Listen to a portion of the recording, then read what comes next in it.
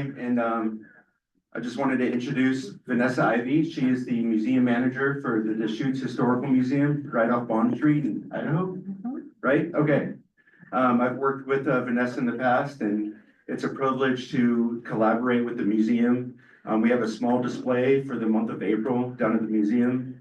It's just right when you walk in. So if you have a chance to check it out, I recommend it. And this is a very good presentation, so I'm glad you all made it. And this is Vanessa Ivey.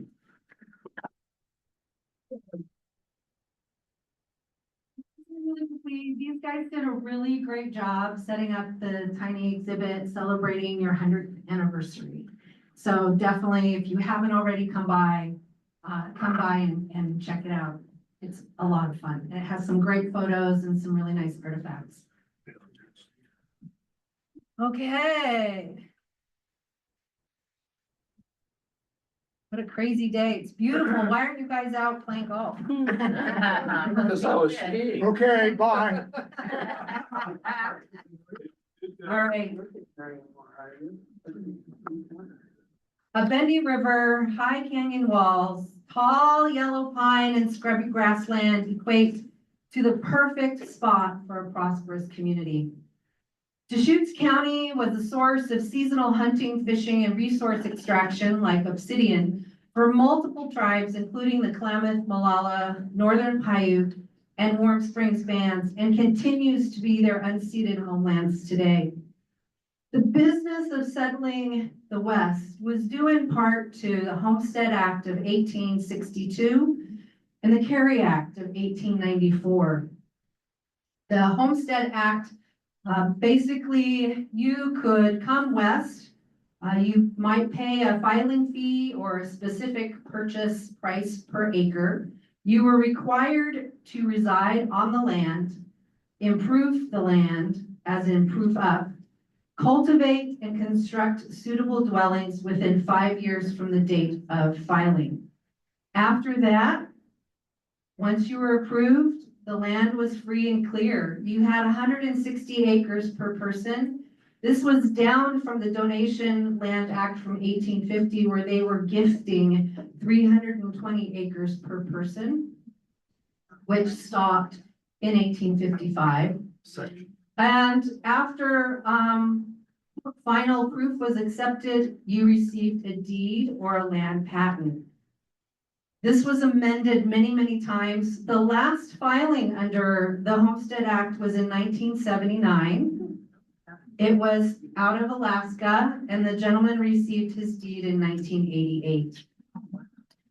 The Carey Act, or the Desert Reclamation Act of 1894, was basically maybe you came out and you were having land under the Homestead Act, but you weren't being successful. So maybe you were out in the Fort Rock area and the land just wasn't, it was not wet like you get on the west side of the state, and you weren't growing what you wanted to be growing, and so you left. And the land then is not being proofed up.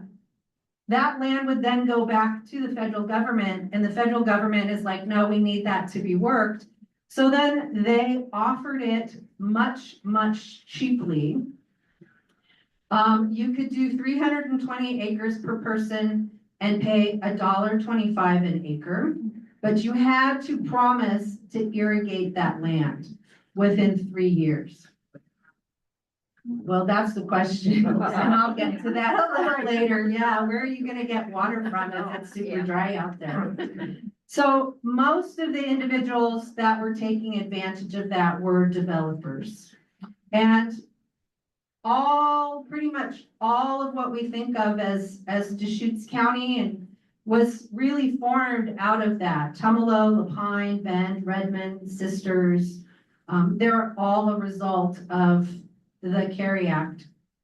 Now, it also, development in Central Oregon came much later than in the rest of the state. And the reason for that is you have to get to Central Oregon. The Oregon Trail did not come through this area. And we had Indian wars that were going on. So you had in 1865, a military outpost out at Camp Polk, just outside of Sisters. And in 1866, Chief Paulina was shot. You also had sheep and cattle wars going on heavily between 1885 and 1910. And the sheer isolation and difficulty of building roads and railroads out here. So you literally had to wait till Santiam Wagon Road opened up in 1868 before you were crossing over the mountain pass. One of those gentlemen who came across the mountain pass from the western part of Oregon was John Young Todd. So in 1877, he purchased his 360-acre claim from Thomas Greer for $60 and 2 pack horses, or so the story goes. Todd homesteaded the ranch, bringing cattle from the Willamette Valley, and he had about 1,000 head. His ranch was known as Farewell Bend Ranch. So where he was located, and I'll share that in just a moment, it was one of the shallower crossings along the Deschutes River. If you hike along the Deschutes, we have a lot of high canyon walls. We're known for our rapids. It's not an easy way to get across one side to the other. So where he was ranching, it was shallow, it was level, you could cross. So people would come down and they would stay at his property overnight as they get ready to cross the river. And they crossed the last bend and they would wave and they would say, "Farewell, Bends." And that's how his ranch got the name of Farewell Bend Ranch. Now, in 1880s, he decided, I have to sell my cattle. It's perfect down where he was ranching. It had meadows, it had tall pines for shade, it had a river that the cattle could drink from and shallow for them to cross. And it also had high canyon walls so that kind of kept the cattle from roaming too far.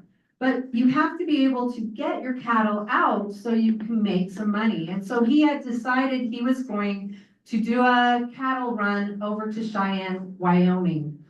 And although that is another story in upon itself, it was not a successful adventure for him, and he nearly went bankrupt. And he shortly thereafter sold his property to a gentleman by the name of John Sizemore, and he moved outside of the Sisters area. Now Sizemore, come on, there we go. So John Sizemore was a county surveyor for Crook County. We were all part of Crook County still at this time. And so he built the road, Sizemore Road. And Sizemore Road, so this is from 1902, I believe. This is not gonna do it? All right, here's the road he built, Sizemore Road. And you can see that it crosses over the river. Now you want to remember that, put a pin in that for just a minute.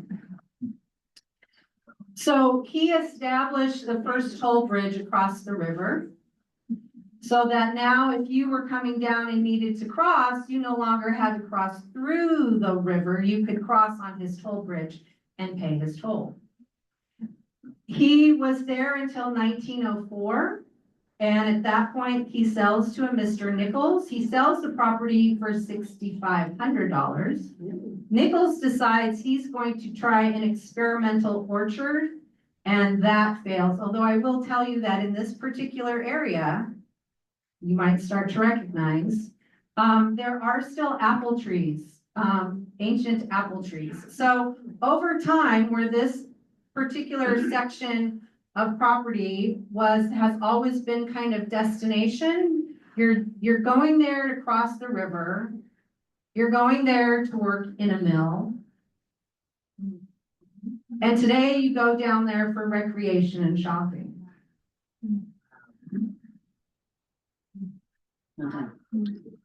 So you have this transition from ranch to old mill site.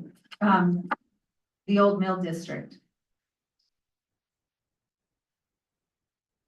The Carey Act, which I had mentioned, to aid public land, basically reclaiming desert land and developing it, was adopted in 1901 by Oregon.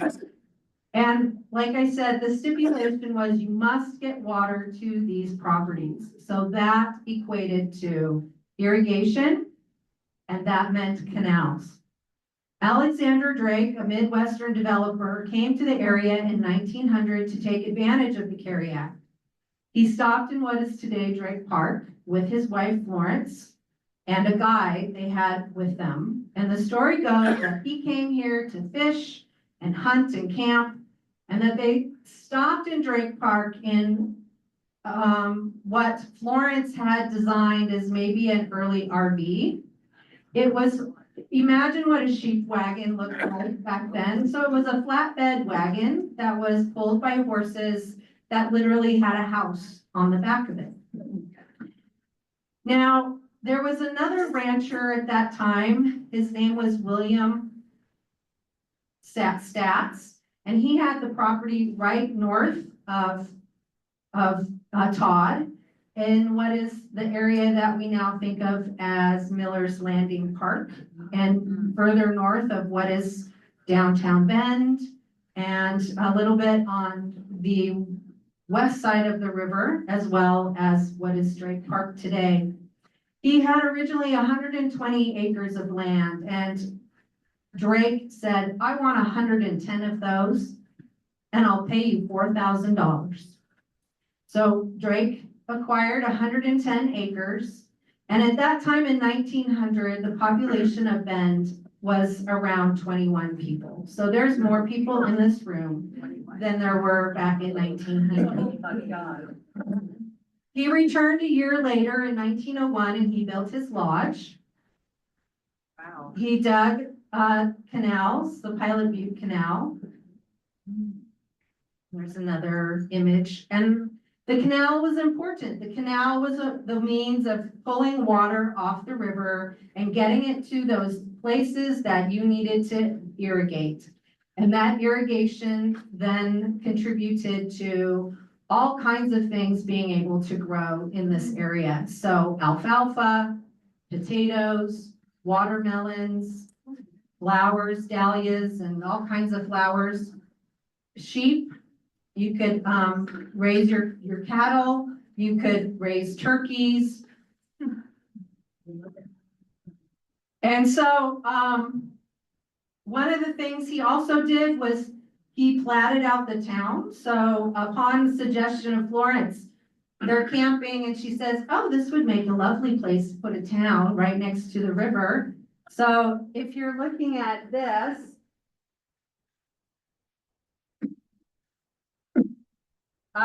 Drake Park would be in this area today. And this is platted in 1904. So some of this is what we think it's gonna look like. You'll notice some of these roads, lava is still very windy, but yeah, Lava Road. And you'll notice that some of the names have changed. We still have Oregon and Minnesota. Ohio is that Franklin? But Ohio was Franklin, and before it was Franklin and Pensacola. We still have Wall and Bond, but you have Kentucky and Center Street. So there's been a lot of name change, but this is what they speculated. And you can see the photo above here is early Bend in 1904. So this right here is what Wall Street is, and this running here is Franklin. Wow. That's awesome. This building right here will come up. That's Alexander Drake's office. So you'll see another photo of that. But yeah, so this is Bend in 1904. The cattle drive, is that down Wall Street or something? Oh yeah, they ran cattle along Wall Street and grazed them up on Aubrey Butte. So Alexander Drake also contributed about $1,000 to construct a new school, and you can see that one-room schoolhouse with bell. He convinced the community to vote for incorporation. He negotiated with his friend James Hill to bring the railroad into town. Actually, Hill was gonna stop over by where I think of it as Mountain View Mall. It's called something different now. But, and he also built his own mill, and part of having the train come into town was his way of not having to go too far to get his product out of the area.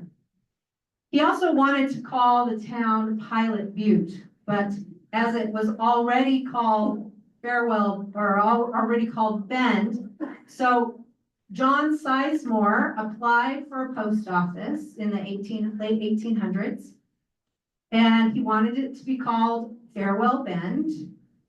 Well, there's already Farewell Bend in Oregon. It's over on the farthest east you can go. It's on the border of Idaho and Oregon.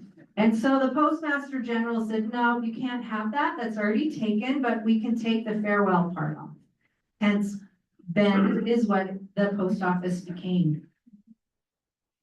People started to move into the area. You can see that this is downtown Bend. You're looking towards what became Hospital Hill. You have Minnesota, where these folks are standing, looking towards Bond Street. So people started to come in, and an ad for Drake's Development Company, which initially was called Pilot Butte Development Company, later Central Oregon Development Company, announced that 250,000 acres of rich land were available.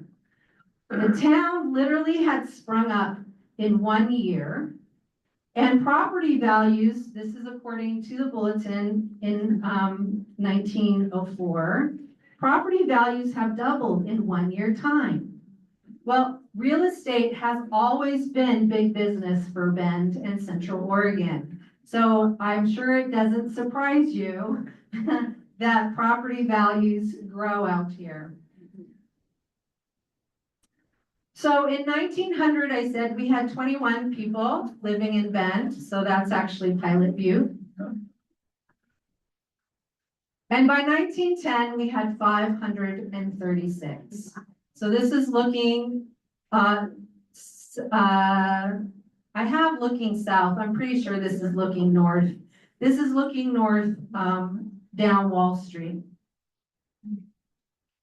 In 1911, James Hill's Railroad, the Oregon Trunk Line, arrived in Bend. October 1911 was Railroad Days. And that would literally change the dynamic and the face of this area. It would open it up and no longer a sleepy little hamlet. So let's jump back really quick to 1904. At the museum, when people ask us, when did Bend become Bend? When was Bend a community? We tell them 1903. And the reason we say this is because we look at what was here at that time. So we had a land office. We had a school, the one-room schoolhouse that was built in 1902. We had public lodging. The Pilot Butte Inn was just a little house that Drake had built in 1902. We had a newspaper by March of 1903, the Bend Bulletin. We had a certified doctor, Doc Co. Had a hospital down off of Oregon Street. The post office, of course, was already here. We had a stage stop by 1902. We had organized religion. Both the Presbyterians and the Baptists were here. And the bank, the Central Oregon Bank in 1904. And we had communication, so that by 1904, the telephone lines were starting to be laid. By the end of 1904, the community had a special election to vote to whether or not they were to become incorporated. The vote passed 104-3. It required 51% of eligible voters, which at that time were men only. And in January of 1905, because we were still part of Crook County, it was approved, because Crook County was the county's, Prineville was the county seat. So it had to go through Crook County. It was approved. So our centennials, our anniversaries are always in regards to 1905. And here is Bend is now a city, January 6, 1905. Incorporation is important because we received a charter from the state. We were then allowed, we could then form government, appoint officials. We had Mayor Goodwillie that was elected in that same election. We had a city council, a sheriff, law keepers. And it also meant that we would receive funding from the county, Crook County, but also state, federal government. And that helped us with infrastructure. It also meant that we could grow land-wise, and it also stopped other cities from taking us over. And the big deal was that we had our own government. We were now no longer under Crook County's, they weren't running us. We were running our own city government. In 1904, we had the one-room schoolhouse, and much like today, we were a little overcrowded, and we needed teachers. We needed teachers to teach in this one-room schoolhouse, and people came here for the same reason then that they do today. They had family here, they had job opportunity here, and Ruth Reed was one of those. She had both job opportunity, and her sister lived here. She was from New Brunswick, Nova Scotia, Canada. She was an administrator and a teacher, and her sister Margaret told her, you have to move to Bend. You have to move closer to me. You have to come down and teach. And so she went through the Crook County School Board, and they were going to pay her $40 a month. And she negotiated. She was an administrator back up in Canada at the school up there, and she negotiated to $60 a month. And one of the first things she realized when she arrived was that there is no high school here in Bend. That if you were going to send your kids to high school learning, you had to send them over to the Willamette Valley, and that basically cost you about $200 a year to do that. So Ruth taught high school above one of the local businesses. She wrote the curriculum, and she taught it. So she started in the one-room schoolhouse. And then like we do, we outgrew that and we built Central School, which was located at the north end of town behind where the county courthouse is today in 1906. And then we outgrew that, and in 1914, we built a modern school, and it was named for Ruth Reed. But the important thing was you can't just say we want a high school. You can't just do that. State law at the time required that you had to hold a special election, and the community had to vote for a high school. And so the editorials in 1906 were that Miss Reed has been teaching 9th and 10th grade studies to a few advanced scholars, but this has been done out of school hours.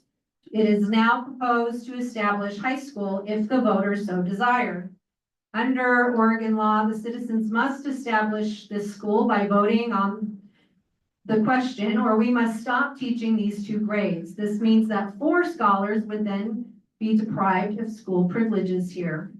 And it goes on to list some of the students that are currently being taught over in the Willamette Valley at around 200 a year to send each of them outside school. And wouldn't it be better to keep that money here in Bend? The idea was that if people are moving here with their families and they want their kids to go to school, you don't want to have to then send them away to go to school. You want it all to be taken care of right here. And in 1906, that passed, and the completion of Central School was made, and they started teaching high school on the upper floor of Central School. Ruth Reed taught the high school, and by 1909, they had a second high school teacher. And you can see, here's the 1909, 1910 staff. Ruth Reed is there. She's second from the right. And that is Central School with all the students. And it was literally, if you were at the end of Bond Street, at the north end of Bond Street, you could see Central School a little bit on the hill. Ruth continued to teach until 1910. She got married in October of that year. And as social etiquette or standards dictated, married women couldn't teach. That would change after the First World War. In 1914, as I said, a new school was built at the south end of town. It was modern, and it was dedicated and named after Ruth Reed for everything she had done for education. When they moved into Central School, the school board made her the first principal of Bend Schools. So if we go back to where I put the pin for the Oregon trunk line, in 1900, Columbia Southern Railroad, which was part of Union Pacific at the time, built a 70-mile railroad route from Biggs, Oregon, south to Shannecoke, Oregon, creating an alternative route into Central Oregon. That same year, stage lines were established between Shannecoke, Prineville, and Bend. In 1905, a promotional brochure for Bend reported passing 64 freight wagons along the 100-mile route between Shannecoke and Bend in a single day, each carrying 3,000 to 4,000 pounds of freight. Now, this is on stage route, not railroad route. There was no railroad coming into Bend at that time. It would not be until 1909 when two great railroad magnates, James Hill of the Great Northern and Edward Harriman of Union Pacific, both began building railroad lines down the Deschutes River from the Columbia River, one on either side of the river. 9,000 men worked the line divided between Hill and Harriman's camps. Now, Harriman would die suddenly in September of 1909. The Hill line then was completed in October of 1911, reaching Bend first and avoiding Prineville, the county seat, which became a note of antagonism between Bend and Prineville. Prineville would go on. They actually requested if Hill would build a spur line from Prineville to Bend. He said no, he would not.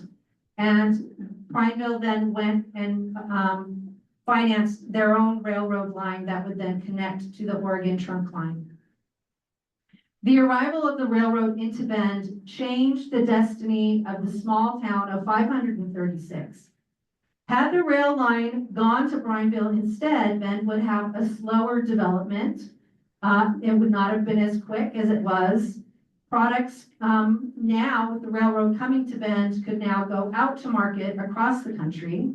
Two large mill companies from the Midwest who had been searching out this area could now move into the area knowing they had a means to get their goods out quickly. It would also be the last great railroad march of the West. Yeah. So were those two lines kind of competing until the one side? Yeah, so the question is, were those two lines competing? Yes, very much so. Hill, ahead of time, he would go in and he would actually acquire the liens for where he wanted to put the railroad prior to Hillerman doing that, or I'm sorry, Harriman doing that. So there were several points where they would have to share. Crooked River Bridge is one of those. And that was actually, amazingly enough, so that was built in 1910, 1909. So it's well over 100 years old. And that railroad bridge is still being used today. So you can see here, this is Bend's Depot. This is actually, was in the late 90s, taken down stone by stone, and it was rebuilt down in the Old Mill District today. And you can see that the depot is on the left, and that was actually moved because the parkway was going in. And the nearest main road that went past these two buildings, the building on the right is the railroad warehouse, is Greenwood Avenue. And so now that area is kind of now where Miller Lumber is today.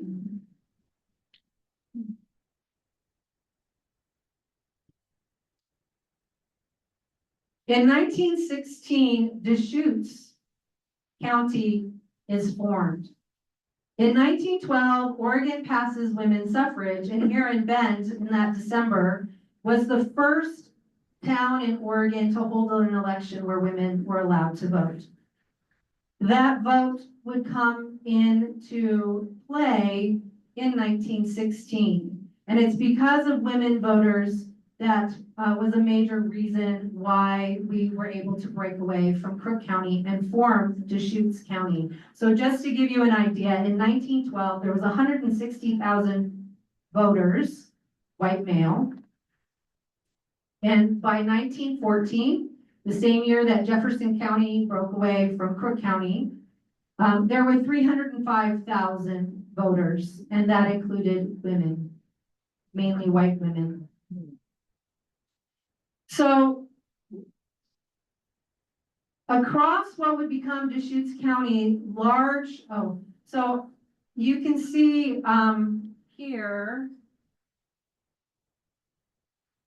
you can see here, this is all of Crook County prior to 1916, and the red line here is the new county line. It went through a lot of different, it's a whole nother talk, but the red line is the definitive county line that was created. Prineville did not want to give that up, and it was a long, drawn-out battle that wasn't actually resolved until a year later. So that first year, we had county offices in the new O'Kane building that had just opened in 1916, and those offices became temporary homes for the new county officials.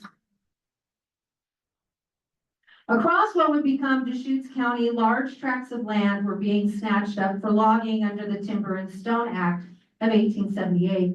So much so that in 1903, President Theodore Roosevelt withdrew timberlands in the Deschutes area from the Timber and Stone Act, lands which later would end up in a new federal agency, the Forest Service.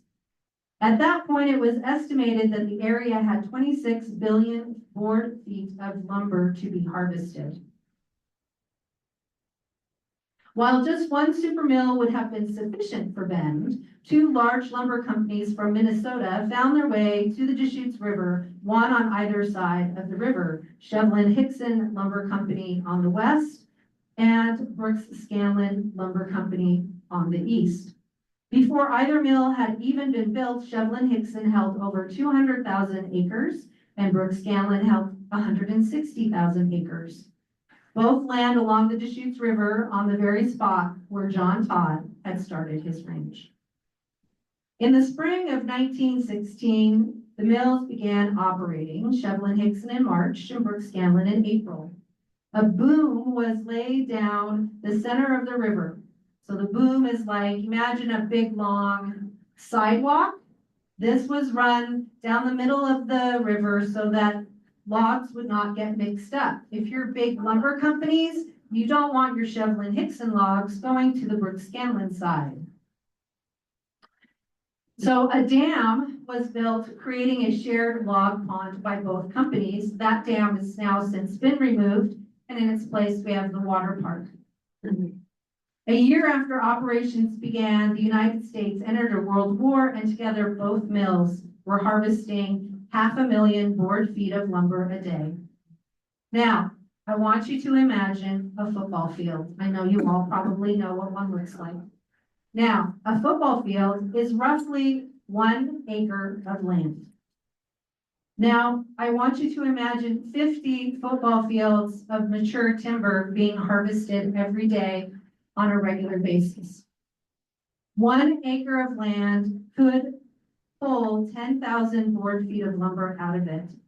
So that was an equivalent. So if you're harvesting 50 acres a day, 50,000 board feet of lumber, you are, harvesting, 50 football fields. So, okay, a 2,000 square foot home takes about 1.5 acres of timber to frame. That equates to 12,600 board feet of lumber, which looks like 3,750 mature ponderosa pines. And that was on a regular, that was every day. They would go in, they would cut the trees. Those trees were then loaded up on flatbed train cars. Those train cars were then pulled into the river down below where Healy Bridge is today. They were dumped into the river, floated down to the mills. The mills would then pull those up and harvest them. They would then be cut into whatever they needed. Those cut boards would then be laid out and dried in huge tall stacks that were well over 10 feet high. That area for Shevlin-Hickson would be over by where Deschutes Brewery is today. In 1916, you had 2 shifts per mill, about 800 workers. By 1920, you had 3 shifts per mill, 3,000 mill workers. So this is Brooks Scanlon Lumber Company, Mill A. And in 1994, that's what it looks like today. And so when you're down walking along the paths down there and you see these 2 big round cylinder cements, those are the bases for the 2 burners. And there is still remnants of the powerhouse. So this would be one of those cement bases they now grow wildflowers in. Yeah. And then you have the powerhouse right here, and this is just remnants, what's remaining, and you can still see that. But you can also see how high the river is, and that's because of the dam and creating that mutual lock pond. So you might work for the mill, you might work downtown or where the old mill district is today for the mills, or you might work out in the lumber, in the forests. If you worked out in the forests, your family would have joined you.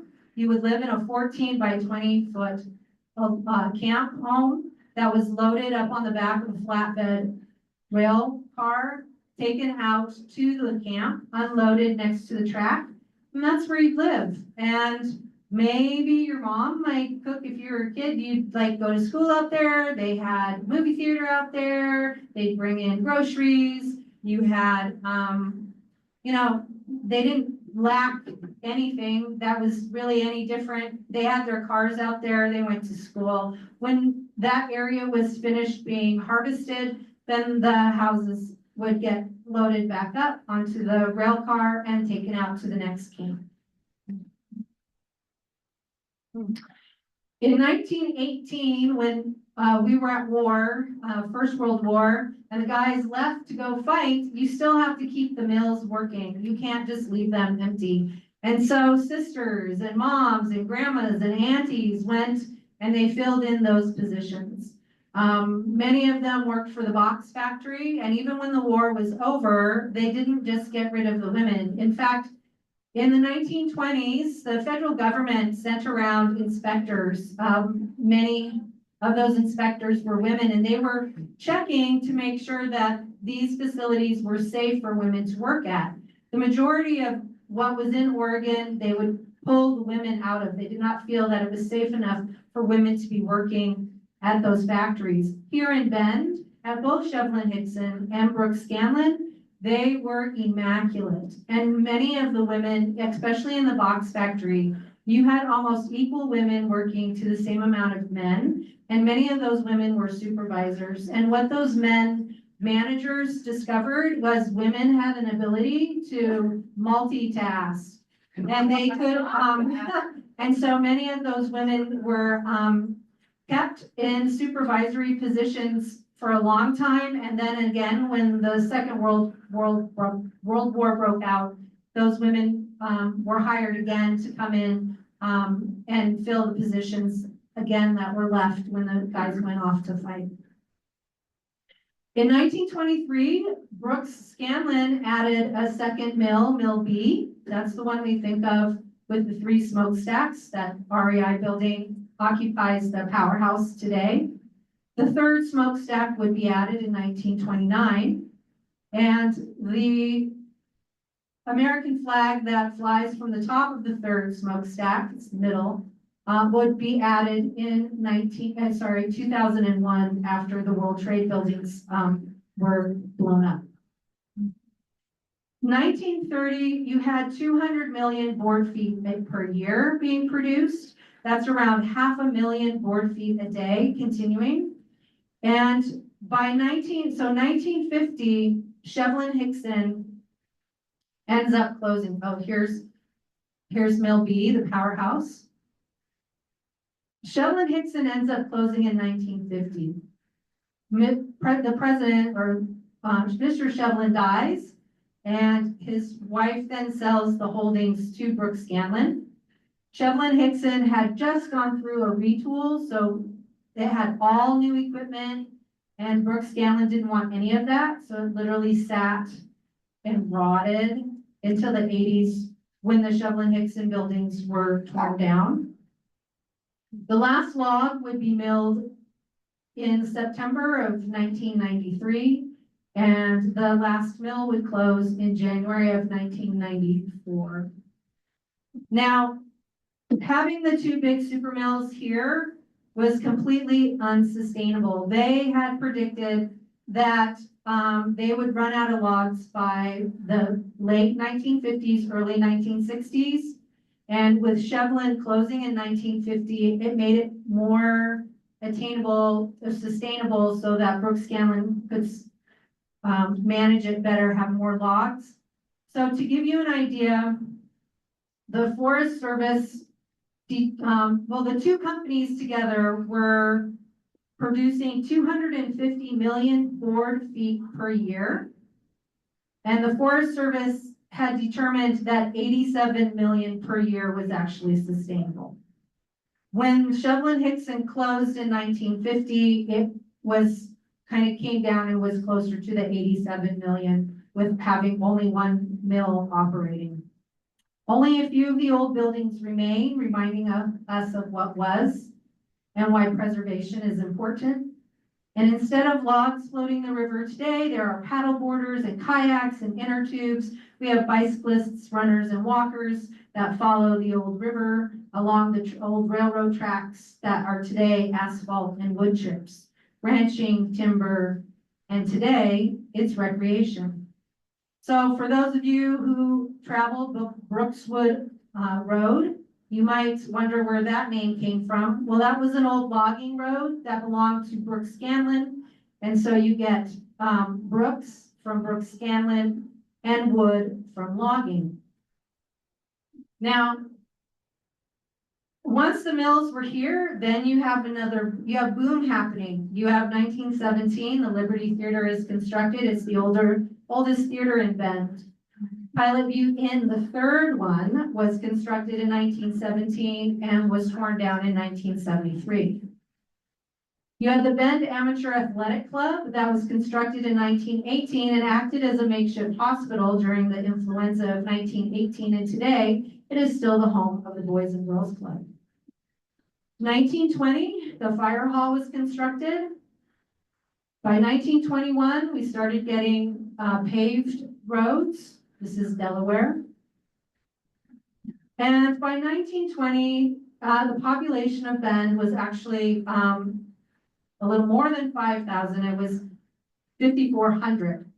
And to kind of give you this strange idea, in 1900, we had 21 people. 1910, we had 536. 1920, we had 5,400. So in 1 decade, between 1910 and 1920, we had a 910 population increase. I don't want anybody in here to complain to me about how You can't drive through town anymore. Imagine living here in Bend in 1910 for 10 years and then seeing what it was like in 1920. We did not have enough housing for everybody. There were waiting lists to get into boarding rooms and boarding houses. You had lived in tents while you waited for your home to be built. It's like we've never seen actually anything like that. We've had population bursts of 200% in the past recently, but nothing like the 910% we had then. In 1920, we had Drake Park as our first city park. It would not be called Drake Park until 1928. And that's what it looked like prior. It's kind of nice. It's scrubby. It was used for camping. We do car camping if you're passing through the area. 1933, we had the start of the Bend Water Pageant that lasted until 1965. And so today, you can see on the right the plat for 1904, and on the left, it's 2024's urban growth boundary. It's so much bigger. And today we have miles and miles and miles of streets where approximately 119,000 people live today. Now, that would normally be where my talk ended. However, this year we are celebrating several centennials. Bend Union High School is celebrating its 100th year. And if that beautiful First Baptist Church was still standing, it would also be celebrating its 100th year this year. But here in Bend in 1924, the interest of golf was growing. And by 1924, there was a golf course outside of metropolis. You had one in Prineville, and there was one over being considered over in what was called Deschutes. It was north of Bend. And I haven't done enough research on this, so I don't know if there were actually a consideration of one and one already existed at Roscoe Howard Ranch, or if it's one and the same. It's a little confusing. Roscoe Howard Ranch property ended up selling in 1924. And in 1924, the Central Oregon Country Club opened up, which had 180 acres and a 9-hole course. That would only last, though, till 1927. Now, here in Central Oregon, more people were moving in, mostly because you had the 2 super mills that were your main employer, and a lot of businesses that were parallel to that were bringing in people for work. The First World War was over, so you have your soldiers that were returning home. And Bend, being the largest city in Central Oregon, still did not have a golf course compared to other cities its size elsewhere. And both the locals and the tourists really wanted a quality course. The closest that we had in Bend, was just next door to the Pilot View Inn. It was their miniature golf course. So in January 22nd, 1924, the bulletin reported golf course wanted here. And it says in the paper, local sportsmen who have this plan in mind are cognizant that the task will not be a light one, for even a 9-hole course property laid out with greens and fairways would cost not less than $10,000. R.N. Buckwalter, local sporting good merchant, has made some investigations of the possibility of introducing golf in Central Oregon and declares that it can be done if the local businessmen will take sufficient interest.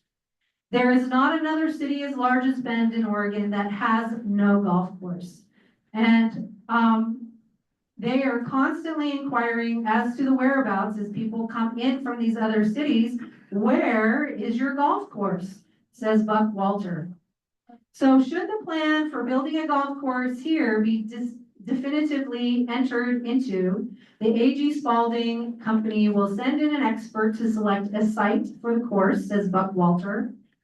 And he figured 60 acres will be necessary, so situated that 40 acres more can be secured later if a full 18-hole course be desired. June that summer, June 13th, the Bend Bulletin announced a golf club for Bend planned by local fans. 2 committees were appointed at that time to investigate possibilities. One for a site for 18-hole course.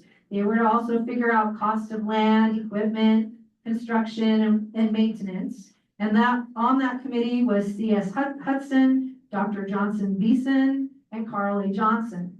The second committee was formulated to plan an organization and financing of an actual golf club. And R.W. Hendershot, Tracy Fairchild, and R.M. Wood were on that committee.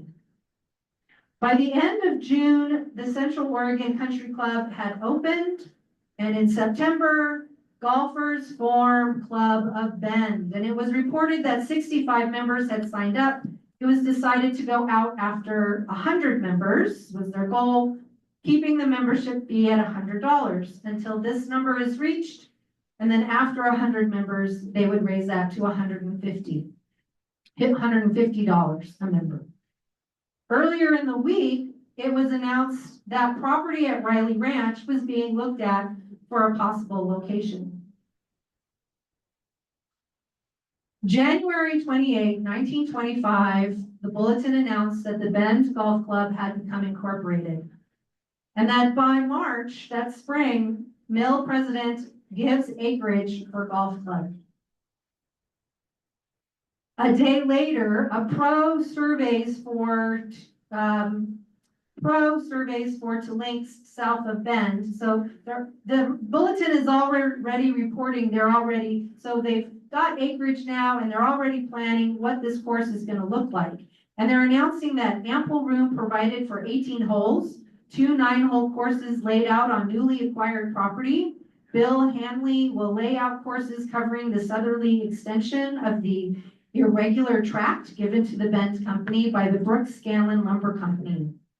First permanently built with grass fairways and greens would open October 1st of 1927, and the second course, closer to the clubhouse, would open in May 3rd of 1925. April 14th, 1925, the bulletin announced the May 3rd opening. That May, on the opening, the Bend course opens with a Bend versus Redmond tournament, with Bend winning. Both Joe Hickson Jr. from Shevlin Hickson Lumber Company and P.R. Brooks, who owned the Pilot View Inn, from Brooks Scanlon Lumber Company, play for Bend and beat their opponents. The best score of the day, Joseph Hickson Jr., had 44 strokes. I'm not a golfer, I don't know. And it was 10 over par 9 holes. Fast greens, mostly dirt, is what the bulletin announced, and everybody agreed that the golf course was a success. Yeah. The dues at that time were $4 a month plus 40 cents federal tax. Associated members and wives did not pay dues, but they did pay green fees, $1.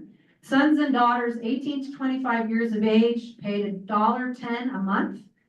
Under 18 years, 55 cents. And guests could play once a month for $1. The first hole was par 4 at 470 yards, and this is where the 14th tee is today. By March 9th, 1927, deed to the golf grounds were received by Bend Club. The Brooks Scanlon Lumber Company gave Bend Golf Club the deed to the 172-acre tract, including water rights, under the Arnold Irrigation Company. And that October, the turf course, as promised, opened October 1st. Formal ceremony of the opening of the first turf course in Central Oregon, as well as the first survey course back in March of 1925. C.L. Isted was the president of the club. J.M. Hickson, J.H. Meister, and R.D. Miles were the officers of the club. And the rest is history. So, yeah, so as they say, the Bend Golf Club we know it was organized in 1925. By 1929, it had grown to 125 members, which was the limit the original bylaws allowed. And members got their first look at the course in April 1925 with the Bend Bulletin announcing location for course highly scenic and topography gives variety of play. Today, Bend Golf Club contains its 100-year tradition of showcasing one of the most sought-after playing opportunities in Central Oregon and the state of Oregon. So thank you. I want to remind you that the guys here have put together a very nice exhibit down at the museum, so please come and check that out. And they also have a beautiful, I read it all the way through last night, a beautiful book on the centennial 100 years of Bend Golf Club that you guys definitely need to have. So, thank you very much. Do you guys have questions?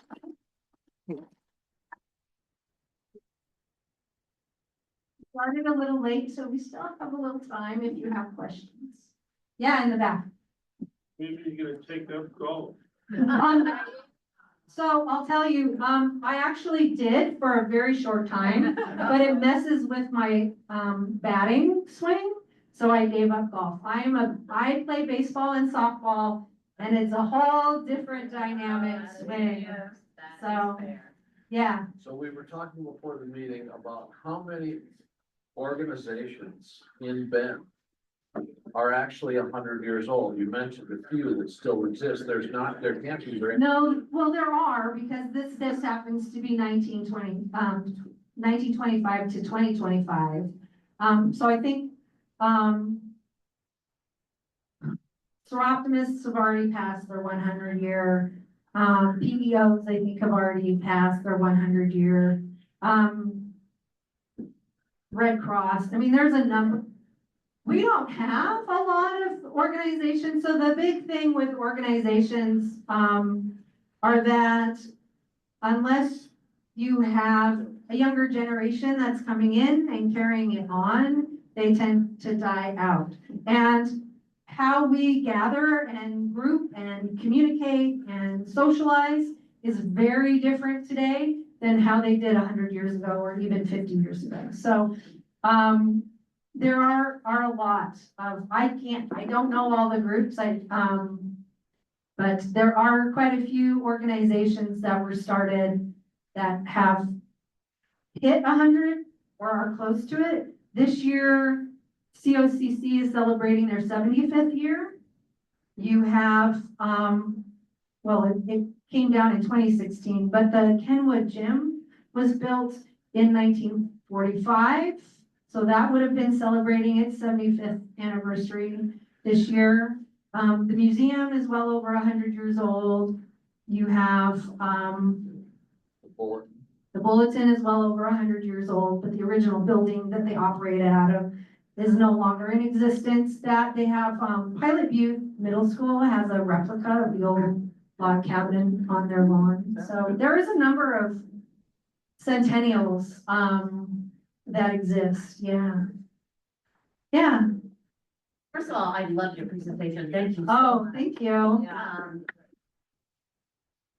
So you started with when the westward expansion. Right. But I'd like to know more about the indigenous peoples that were here before all the westward expansion. And my answer to that is you need to hear that through their voices, not a white woman who is studied.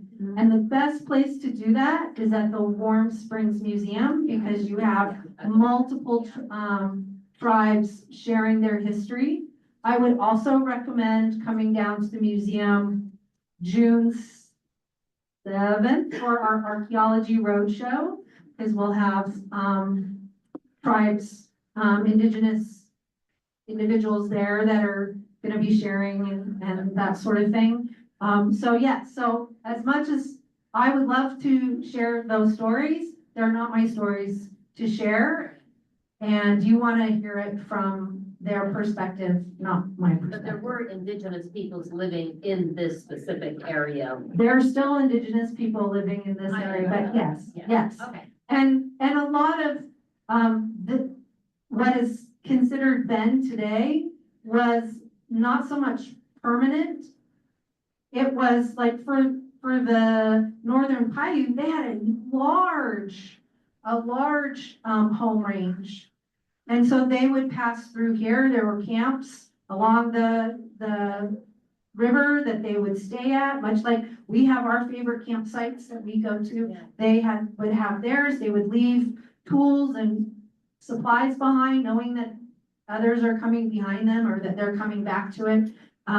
They would head over to the Willamette Valley for Salmonberry Festival or all, so this was all an area that was utilized by many, many different tribes, not just one or two. Yeah. The High Desert Museum has a lot of, The High Desert Museum does, yes, and they're in the process of totally changing that, but I still recommend going to Warm Springs because that is through, they're telling their story. It's not, High Desert Museum is a great museum and it's a wonderful place to get an introduction to that. But again, it is white people telling the story of an indigenous group of individuals and tribes that lived here. So to really get a good, from their perspective, their story being told, the Warm Springs Museum is a beautiful, beautiful museum. And I just recommend it highly that anybody have a chance has to go and visit that. Yeah, What happened to the Brooks Scanlon Company? well, the Brooks Scale and Company continued to operate here. They would sell, so I think for a while, there were a number of mills operating on the Brooks Scanlon side, so it was like, oh my gosh, Brooks Scanlon and Willamette Industries, and then it was like Diamond International, Crown Pacific, and then that just ended up closing in 1994, yeah.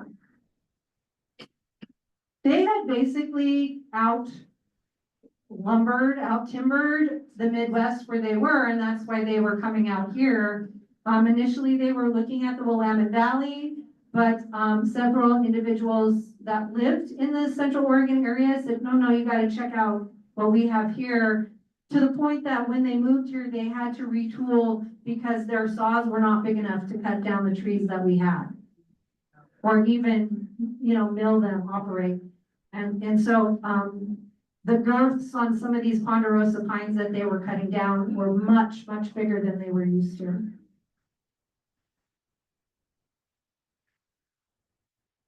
Are you guys all going to dinner? Because it looks like you have your hungry faces on. Yeah.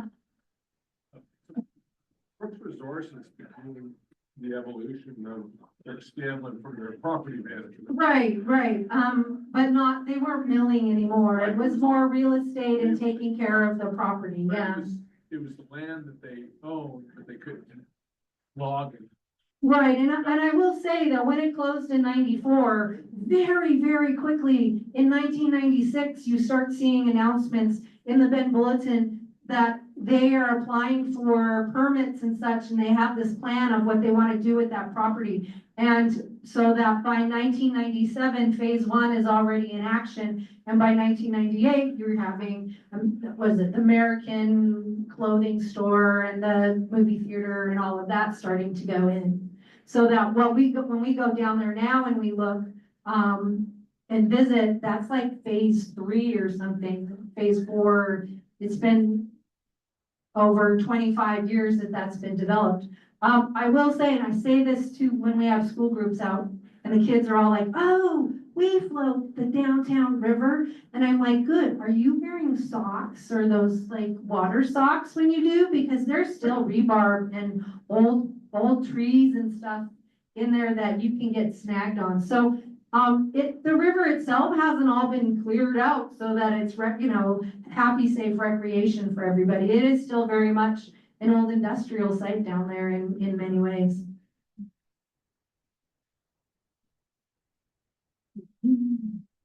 Okay.